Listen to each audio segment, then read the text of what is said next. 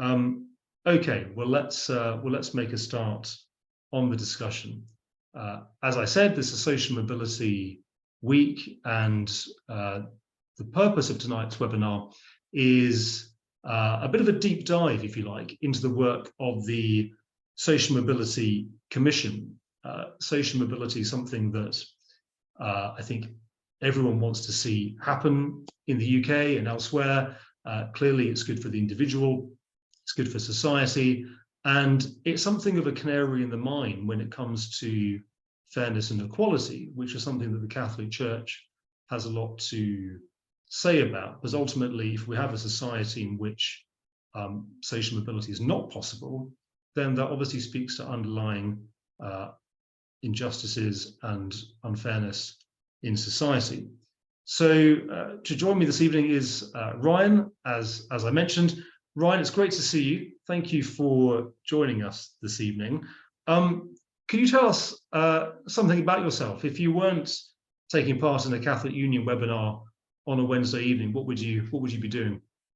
Thank you so much, James. And it's a real privilege to be in conversation with the Catholic Union. And thank you for shining a spotlight on social mobility, because in my view, it doesn't get the attention that it deserves. So it's a real privilege to have this chance to talk about social mobility and the work of the Commission.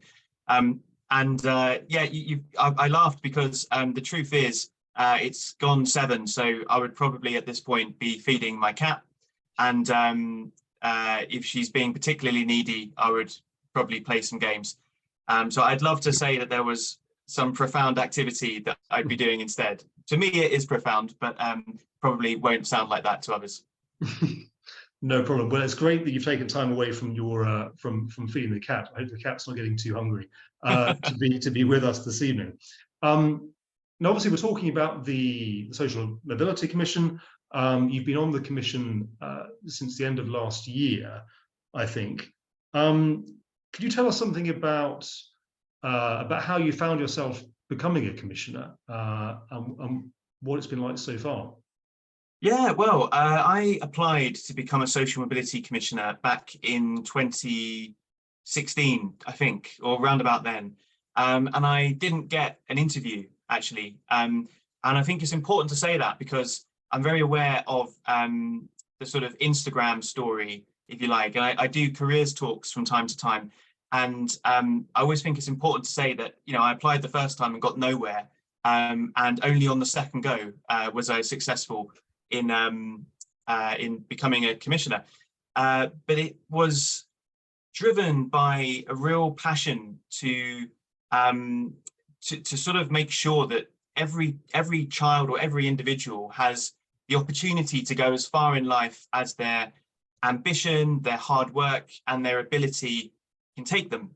And I know from personal experience that you can have the ambition, you can have the ability, and you can have the other A that I mentioned, but you can be held back. And for some, that may be as a result of their gender. For others, it may be race or disability or all manner of obstacles. But in my experience, it's been socio-economic disadvantage, or the fact that I wasn't born into a middle-class environment. And I've still been very fortunate despite that. I'm very aware of my privilege. I am in a position to speak to you tonight, and that's obviously something that I'm really pleased for. But the people I grew up with, many of them are still working in jobs and find themselves in environments where, had they been born in different circumstances, more privileged circumstances, would be a lot further on in life. And I think when you've got that experience and when you come at things from that perspective, if you find yourself in a position to do something about it, you know, to use your platform for good, then there's a feeling, particularly those of us of faith, I think, to use that opportunity for good, for a good cause. And so the Social Mobility Commission is a fantastic vehicle for talking about some of the things that I think are important. And so that's why I applied. as I said, I applied about 8 years ago, wasn't successful, applied at the beginning of last year, I think it was. And it took a long time to rumble through, but I started in September, and it's a real privilege. Great, thanks, Ryan. Well, thank you for sharing some of your background and sort of reasoning and journey to where you are at the moment. For those people who haven't heard of the Social Mobility Commission, just sort of give us a sort of elevator pitch, if you like, or a very brief overview in terms of, what is it, what does it do, and what's it hoping to achieve? Sure. Well, the Social Mobility Commission exists to ensure that the circumstances of an individual's birth do not determine their outcome in life. That's the sort of that's the elevator pitch, I suppose, in a nutshell. But it's a secretariat within government, within Whitehall. It's very small. There's a team of about 20 fantastically hardworking individuals who passionately believe in this topic, but there are only about 20 of them. And those listening who are familiar with the civil service and Whitehall will know that that's a tiny number. If we think of the number of staff employed by the Ministry of Defence, for example, it's well into the tens of thousands. And then supporting the team are commissioners, of which I am one. There's 6 of us at present. There is a chair at the moment, an acting chair. And our job is not to get involved in the operational side of things. We're there as a sort of trustee, I suppose. So there to scrutinise the work of the team constructively and supportively, and also bring the experience that we have to bear on some of the things that the Commission does. And there are 3 big themes, if you like, that the Commission's working on, because social mobility is so vast that you could quite easily spend years focusing on one particular aspect of it. But there isn't time, and the team is small. So there are 3 areas that the Commission focuses on. One is education. So that spans everything from early years, those first 1,001 days that are so crucial in forming the sort of child or adult that an individual will become, right through to school and university. And then there's employment and routes to work. We know that most people bump up against some of these obstacles that I touched on a moment ago when they first apply for a job or when they're looking to get promoted within an organisation. And then the third sort of strand, if you like, is enterprise and the economy. What is the role of business in social mobility, and how is social mobility spread? We know, for example, that if you are born and raised in the southeast of England, as I was, your path through life will probably be a bit softer compared with others who are born much further away from economic hubs. And then there's a statutory requirement to publish a report once a year, and it's called the State of the Nation report.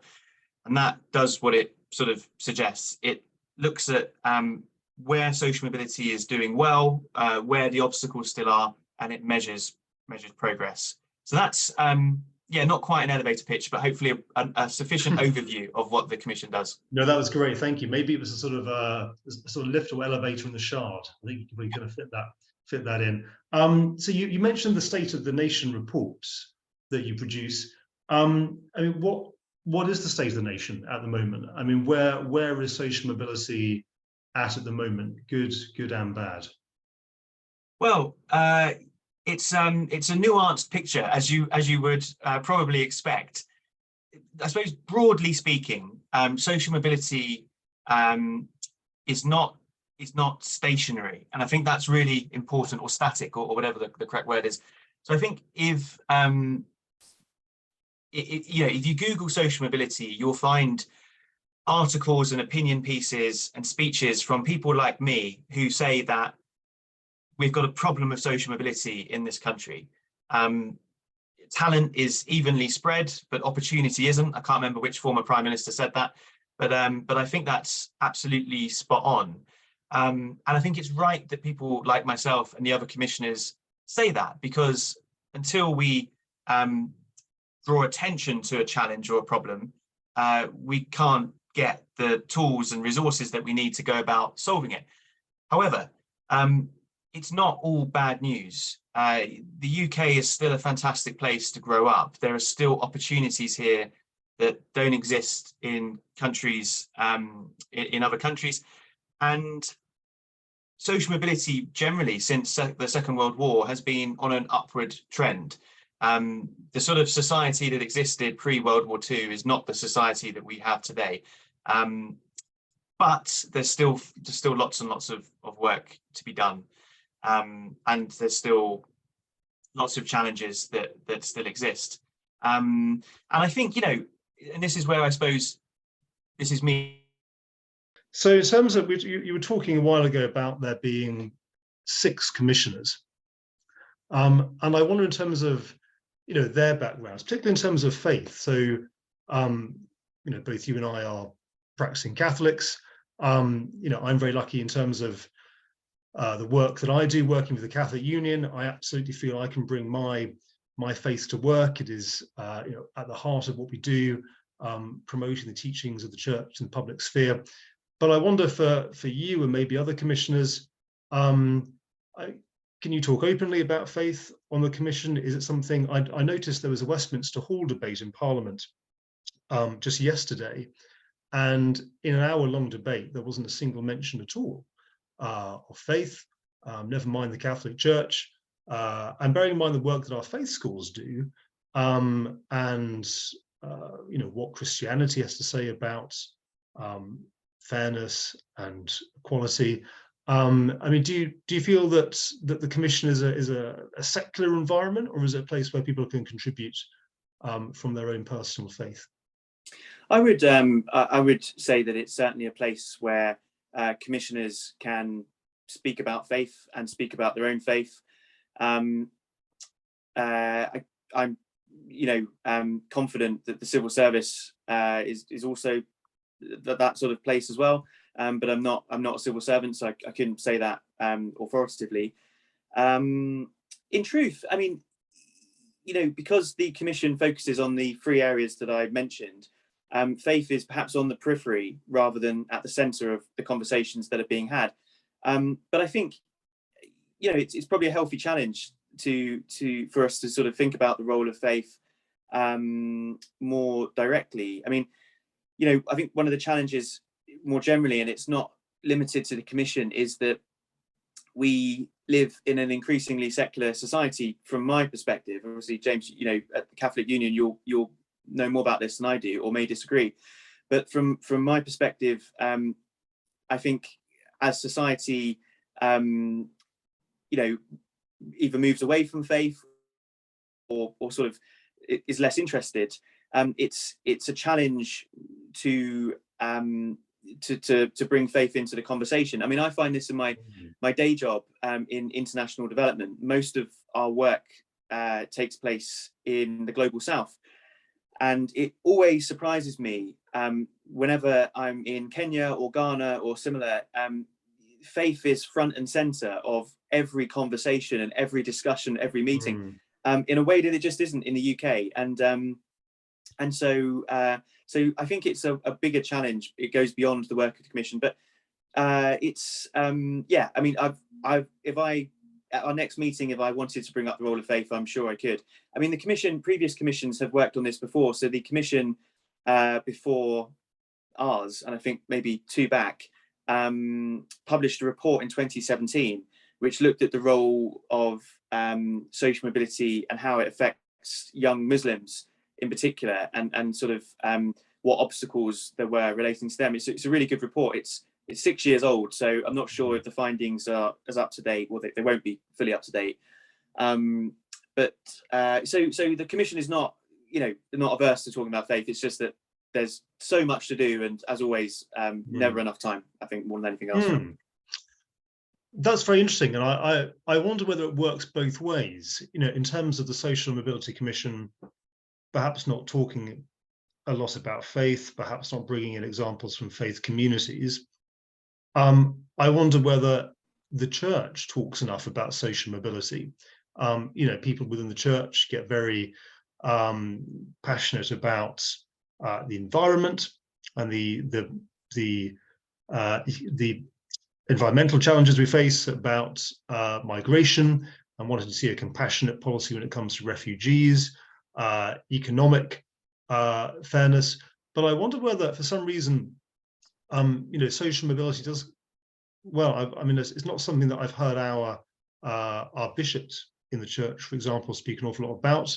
But of course, through our Catholic schools, we've got some fantastic examples of schools that are some of the most diverse in the country, and where people are achieving things.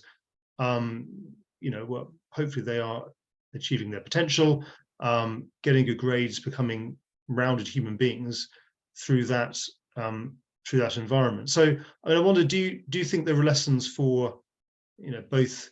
Perhaps the church should be saying more, and perhaps the government should be doing more to encourage those conversations, perhaps. Yeah, I think so. I will always say that there are never enough conversations about social mobility happening. But I will. I acknowledge that the church rightly should be focusing on those most in need, and the reality is that there are people in the world, and there are people in our own country who are in real poverty, and if the church has a sort of limited amount of, I suppose, media oxygen, then it should focus its work on those who are in need.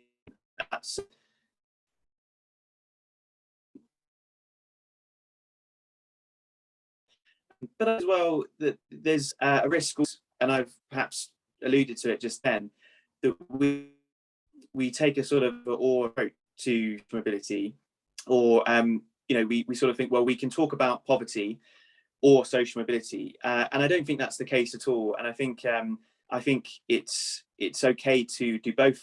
We're a sort of sensible society. We can think about two things at the same time.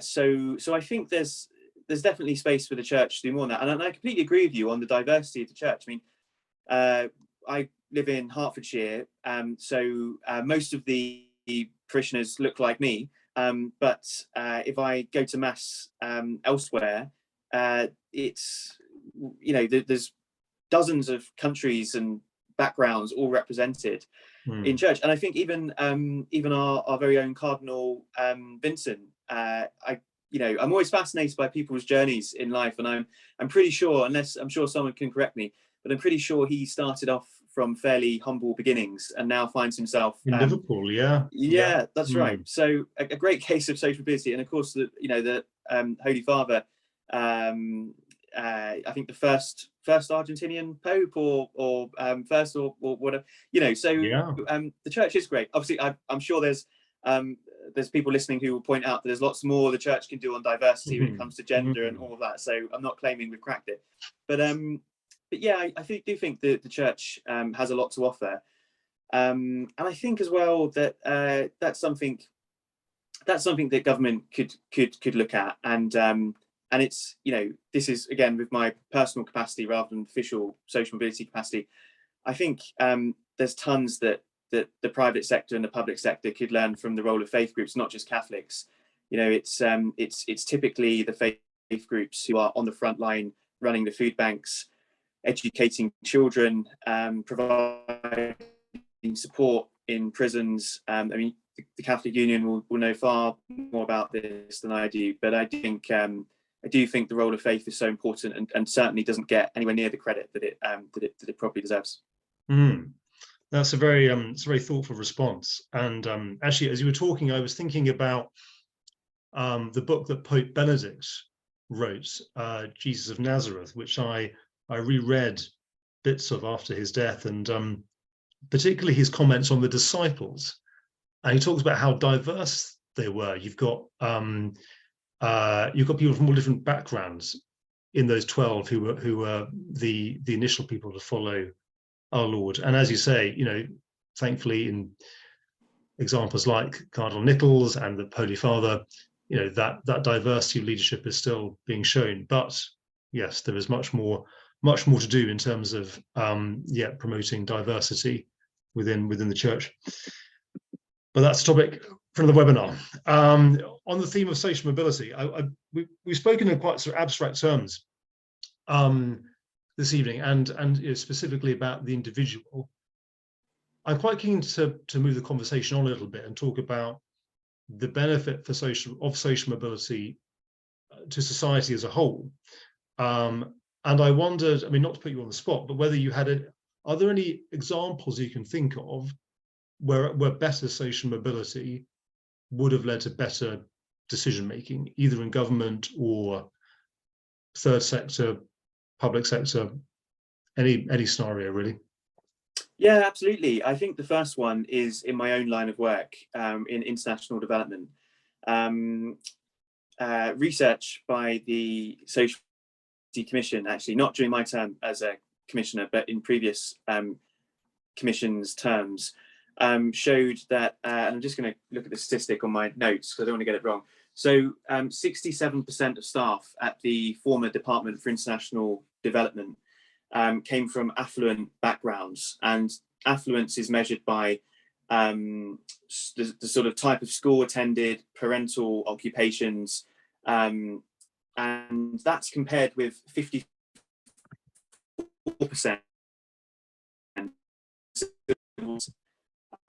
and just 30 society. So if we, to be really clear, 37% of society is measured as being affluent, but that the Department for International Development, the former department before it was merged, it was 67%, so almost double. And the knock-on effect of that, and this is my interpretation of it rather than the Commission's official findings, is that it makes selling social mobility, international development, much harder politically. The aid budget was cut a couple of years ago, and when the general public was polled, they broadly said that they supported that cut in international development. So, my reading of that is that if most people feel they are excluded or are excluded from working in the field of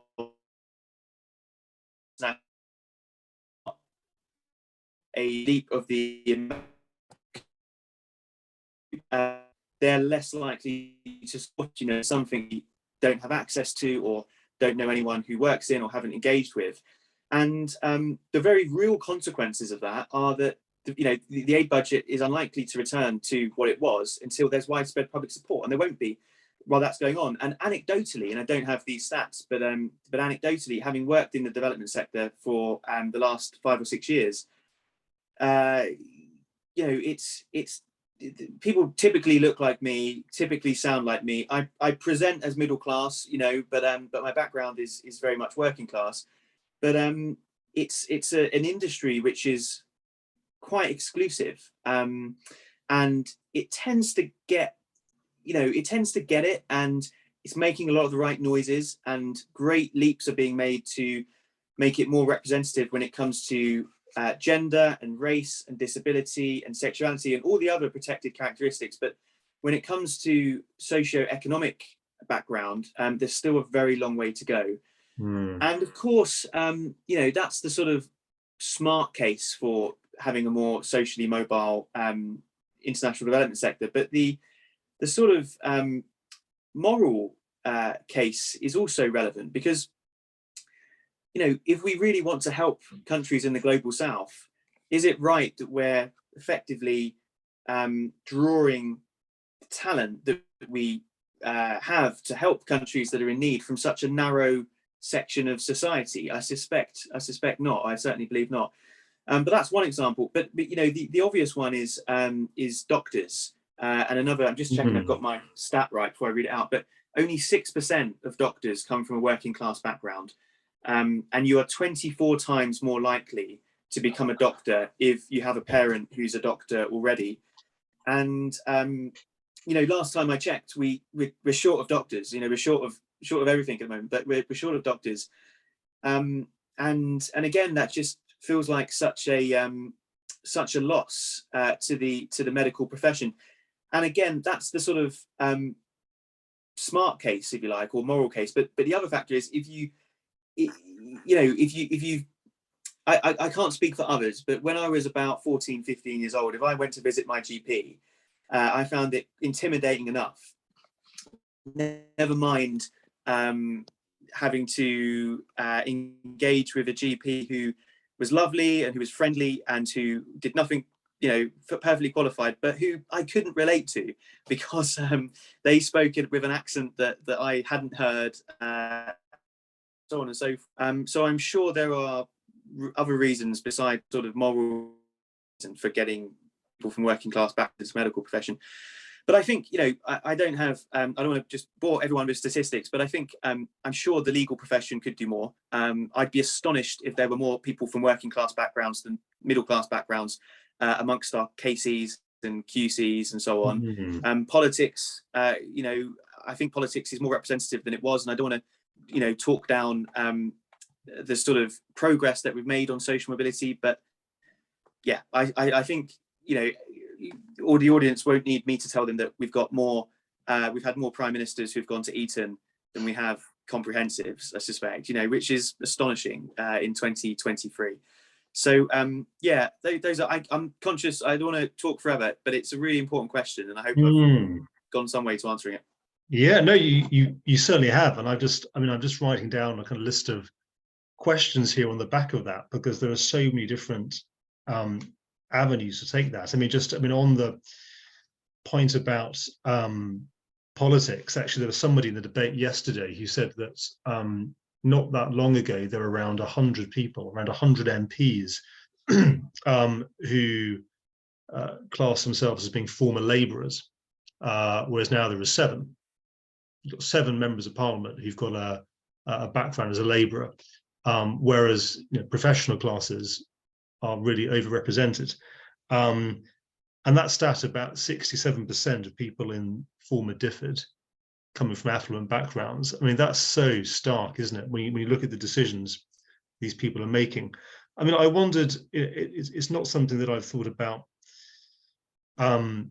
before really, but it's certainly a challenge that gets put to the Church of England in terms of whether its leadership is too middle class, in terms of its public statements, in terms of its priorities, its structures.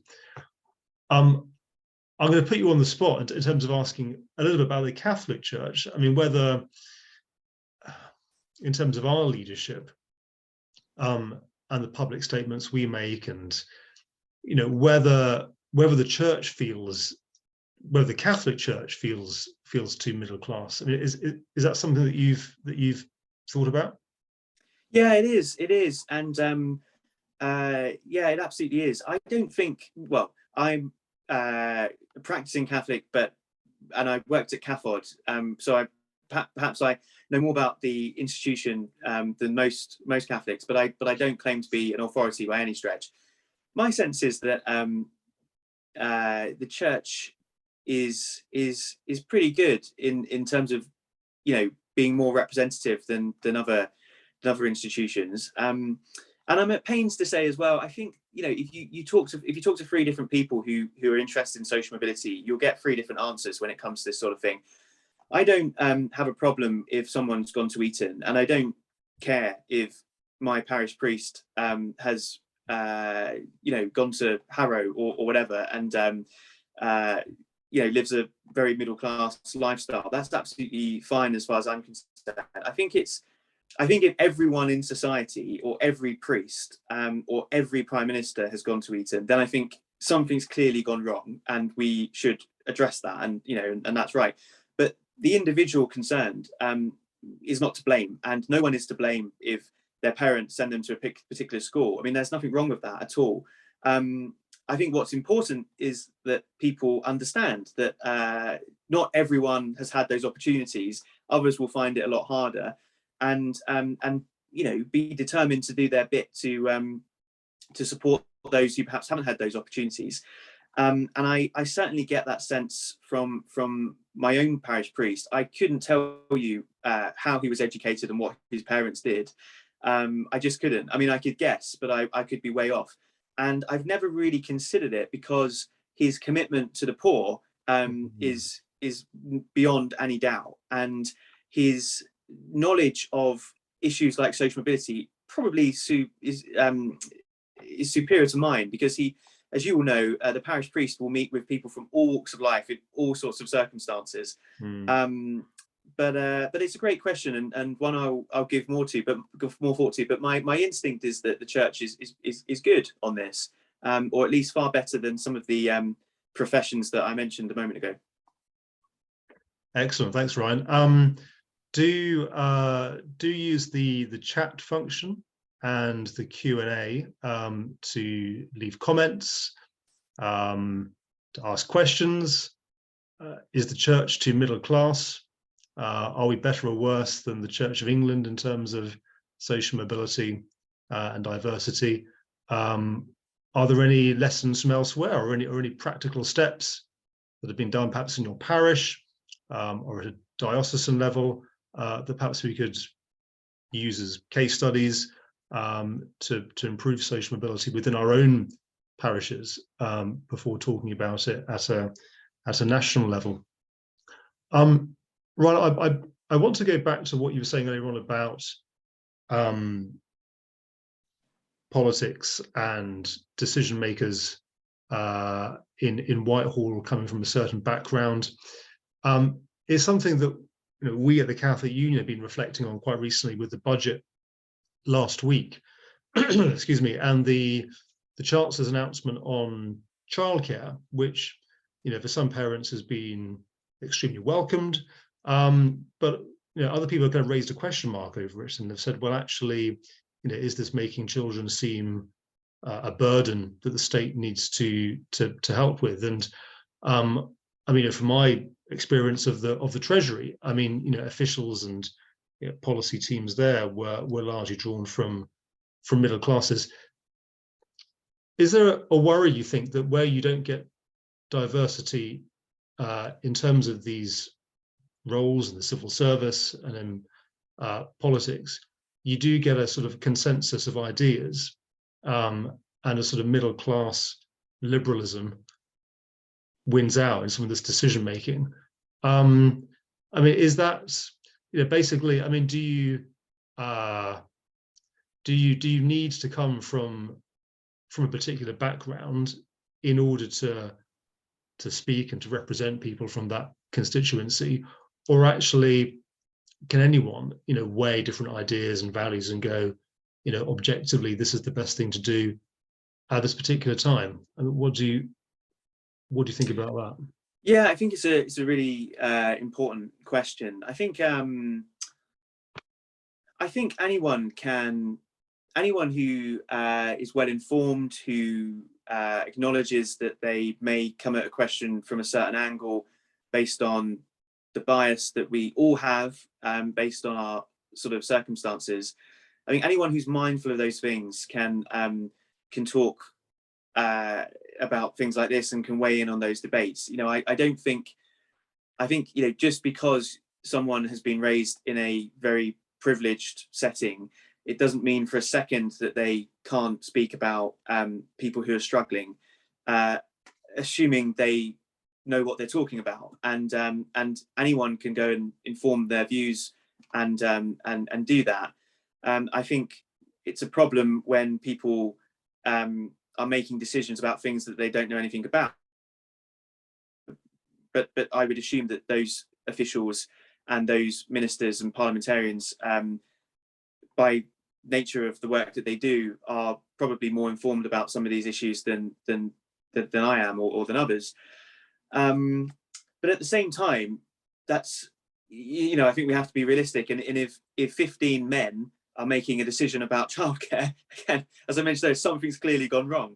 I'm absolutely certain that wasn't the case. I think those days are long gone. I certainly hope they are. I mean, but the example you gave is a really interesting one, and it's not something that the Social Mobility Commission has looked at yet, although I'm sure we will. Or certainly, as a commissioner, it's not something that a conversation I've been part of. But I think we are lucky in the sense that there has been debate, as far as I can tell. So I know that parliamentarians like Miriam Cates have come out and said, you know, look, I won't do justice to what she said, but I think the gist of it was, what about those who wish to stay at home? You know, what support are we giving those mothers who wish to do that? And I know that others have come out and said, you know, as a working mum, this is something I really support.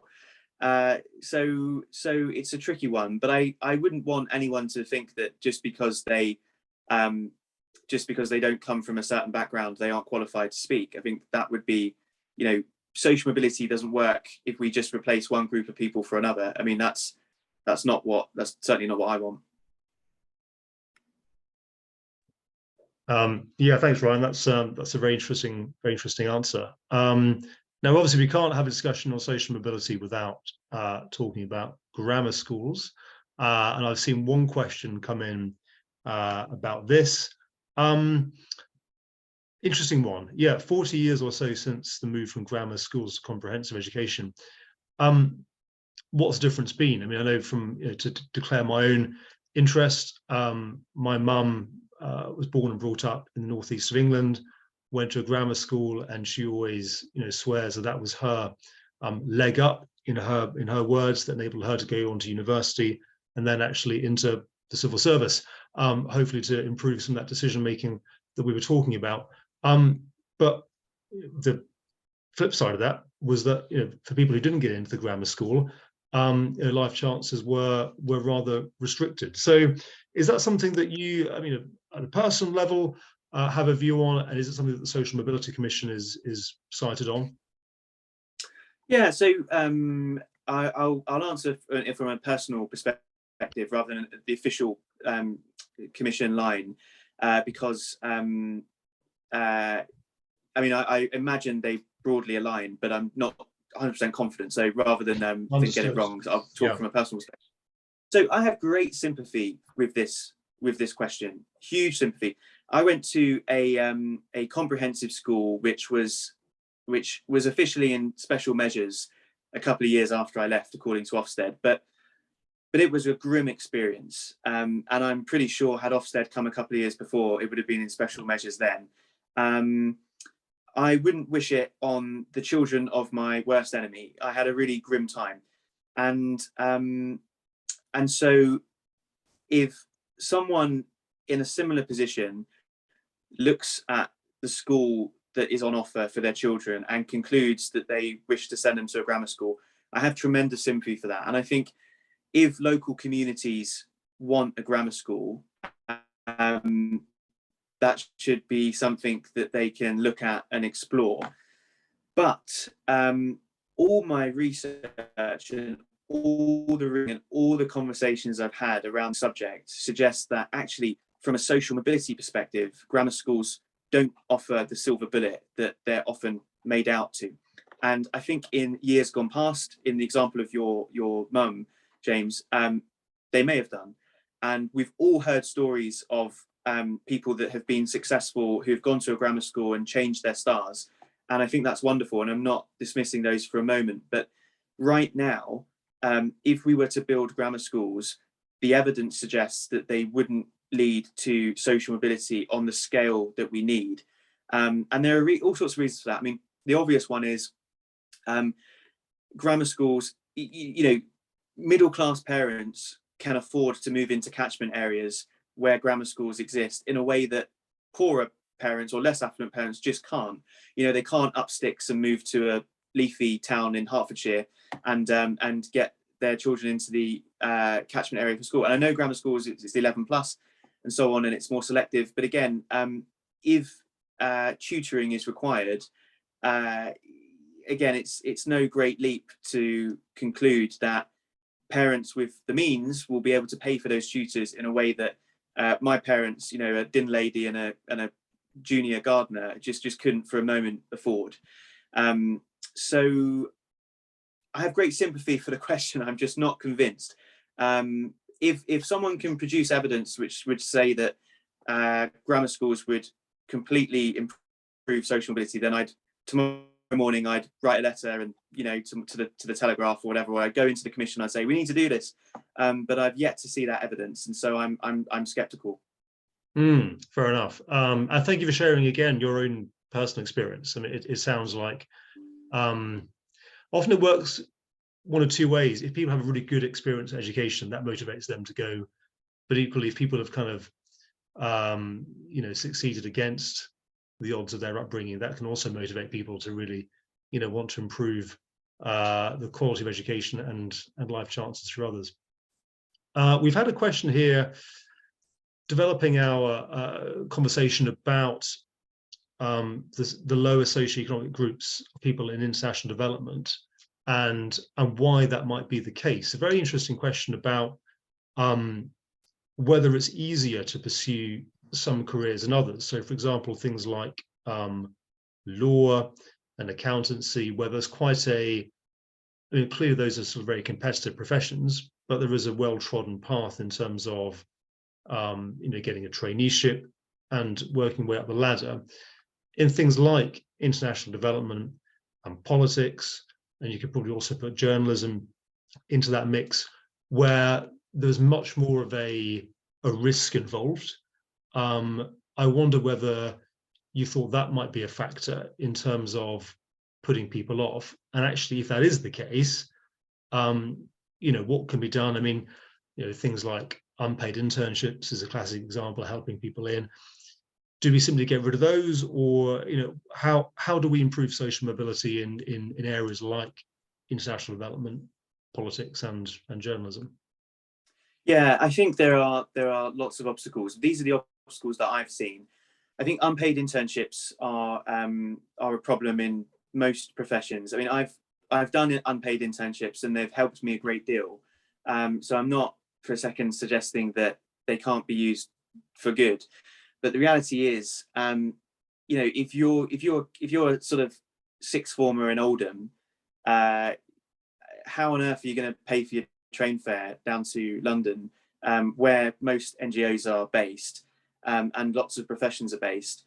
And even if your travel is paid for, you can't really commute every single day to and from Oldham to London and back. I mean, you'd be absolutely exhausted. So where do you stay when you're in London, and how do you buy your dinner in the evening, and so on and so forth? So I just think it's a lot harder than it is for someone with the means to afford to do that.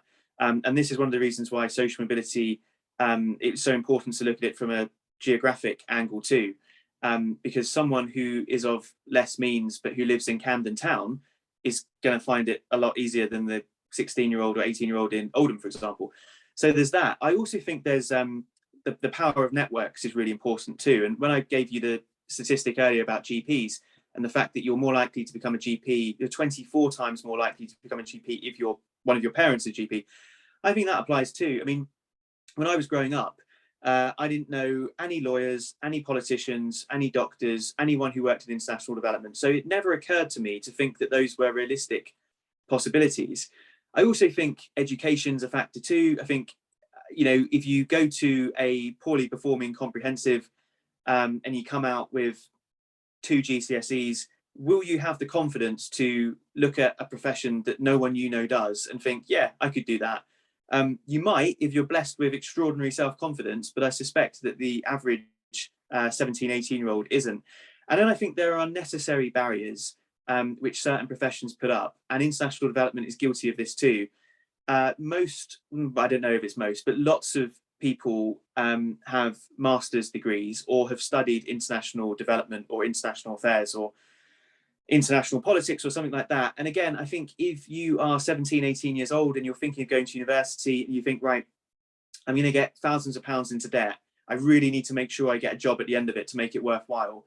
I suspect it will be far more tempting to study business or accountancy or not go to university altogether, rather than take a massive risk, study a fairly niche topic, and embrace all that debt and not know if you'll get a job at the end of it. I really sympathise with people who actually think, gosh, I'm just not prepared to stomach that risk. So there's all sorts of things. And then, of course, we get into the nitty-gritty of bias. And if everyone on the interview panel speaks with a certain accent, went to a certain university and sees the world through a certain lens, it's going to be far more difficult for people who don't have those experiences to connect with the people on the interview panel. And there's plenty of evidence out there to suggest that we are all guilty of hiring in our own image, and that's, you know, by extension is another factor in preventing people from getting on. Yeah, really, really good points. You mentioned confidence a couple of times there, which I think is also a really important one. You know, it's not just whether you have the grades, it's whether you're confident enough to think about those areas as careers and then go into an interview and to perform well. Someone's asked on the chat about, you know, whether schools should do a better job in terms of educating people more broadly, I guess, in terms of social norms and behaviors. You know, again, I was very fortunate in my school. We had a lesson called Careers English, where we were taught how to write CVs. And I remember practicing giving somebody a firm handshake when I was about 13. And I still think about that, you know, even to this day. You know, firm handshake, make eye contact. But that was something that I had at, you know, a small private school. You know, I expect those kind of lessons are not taught more broadly. You know, I don't know. I mean, were you taught how to give a firm handshake? Are you comprehensive? I don't know. Probably not. No, and it's such a great question, and you know, I tell this story, and I'm not sure, you know, sometimes people don't think I'm being serious or whatever, but I remember in one of my first jobs in the civil service, funny enough, I remember going along to a working lunch and just being completely thrown because I'd never eaten standing up before. I mean, I'd had a packet of crisps watching in a pub, you know, but I just couldn't. I was trying to shovel pasta into my mouth while stood up and making intelligent conversation with someone, and I'd just never done it. And you know, the first time I wore a suit, aside from weddings and funerals, was when I went for an interview for my first office job. And I've seen photographs, not from the day, but, you know, I'm wearing a hideous shirt, an awful tie, there's no match, God knows what colour shoes, you know, because I just had no idea, because no one at home, you know, wore a suit to work. But I think on confidence, I think teachers do an incredible job. I mean, I'm sure we can all agree on that. And of course, time is limited and there's only so much resources that teachers have. But the one thing I wish I was taught in schools, so I'd love to have been taught a firm handshake, but I wish that I'd been taught public speaking, because in my school, it just wasn't. And I've met people since who had debate classes, and not just private schools, but in just other sort of state schools. And that ability to stand up and say, this is what I think, this is why I think it, and not just speaking, but active listening as well, is something that I wasn't taught, and I had to learn the hard way. And that was definitely a factor when it came to confidence. Yeah, learning to speak and learning to listen as well is definitely a real art. Yeah, brilliant. Well, Ryan, I think we've just reached the hour mark, so I think we should probably better wrap this up. But I mean, hugely interesting discussion. It's taken us on avenues that I hadn't really thought we would go down, in terms of you know, whether the Catholic Church is too middle class, 6% of doctors.